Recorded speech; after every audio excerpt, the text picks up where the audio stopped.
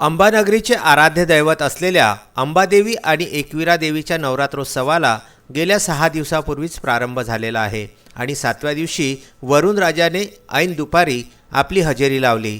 या एकाच पावसाने अंबानाला व परिसर आणि अंबादेवीचा जो मुख्य रस्ता दर्शनार्थींसाठी ठेवलेला आहे तेथे पाण्याचे डबके साचले होते।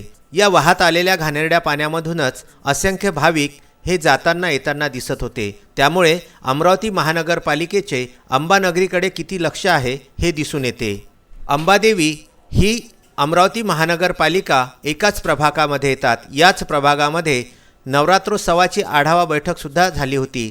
नवरात्रोत्सवाच्या निमित्ताने विशेष तयारीसुद्धा अमरावती महानगरपालिकेने केल्याचे दाखविले होते। मात्र एकाच पावसाने हा परिसर अगदी कसा झालेला आहे हे दृश्य आपणास विदर्भ न्यूजच्या माध्यमातून दिसत आहे। अनेक भाविक यावेळी या पाण्यातून मंदिरामध्ये जाताना व येताना दिसत होते। Vidarbha news bureau, Amravati.